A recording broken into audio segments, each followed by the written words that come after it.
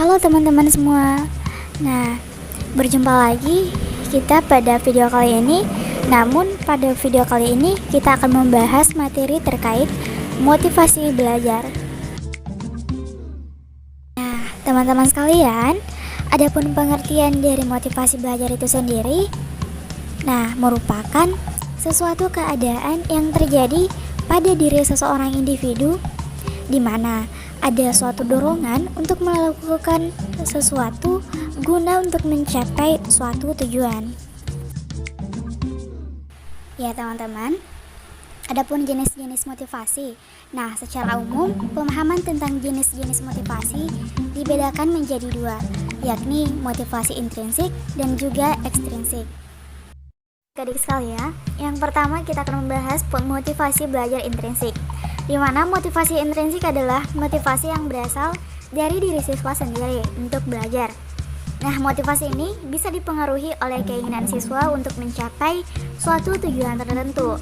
Misalnya, berprestasi, masuk sekolah favorit, masuk perguruan tinggi favorit, dan juga membanggakan orang tua, dan sebagainya. Kedua adalah motivasi belajar ekstrinsik, di mana motivasi ekstrinsik adalah motivasi yang berasal dari luar, misalnya lingkungan. Contoh motivasi ekstrinsik adalah iming-iming atau hadiah dari orang tua jika berprestasi, mengikuti saran atau nasihat dari guru dan sebagainya. Selanjutnya adalah cara meningkatkan motivasi belajar siswa.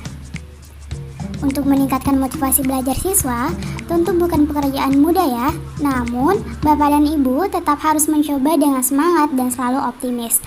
Adapun cara meningkatkannya, pertama adalah menggunakan metode pembelajaran yang tepat dan beragam. Nah, hal ini bertujuan untuk menghilangkan kebosanan siswa saat berlangsungnya kegiatan belajar mengajar. Jika siswa sudah mulai bosan dengan materi yang disampaikan, Bapak dan Ibu bisa mengubah metode yang lain, misalnya diskusi kelompok, sesi tanya jawab, demonstrasi, dan sebagainya.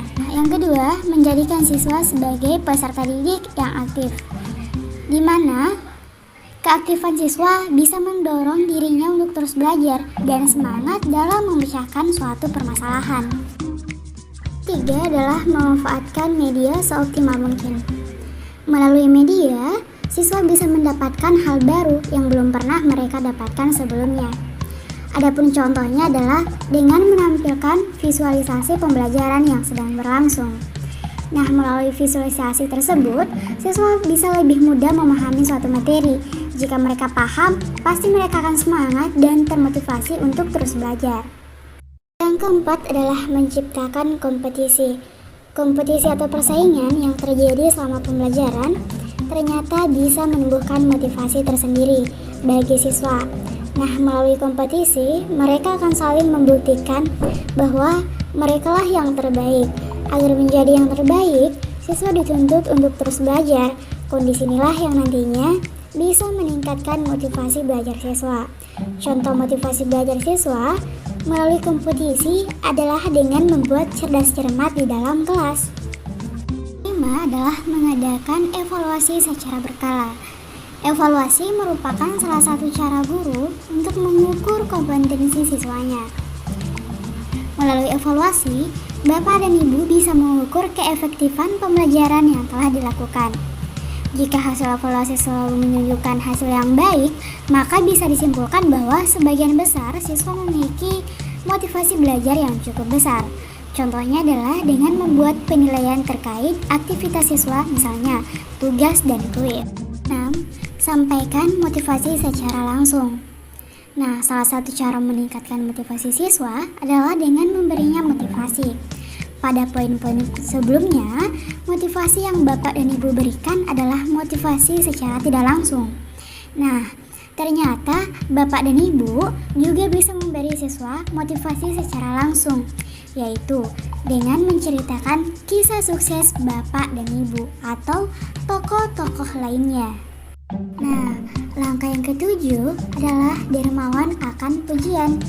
Pujian merupakan ucapan yang bisa memberikan sentuhan positif secara verbal.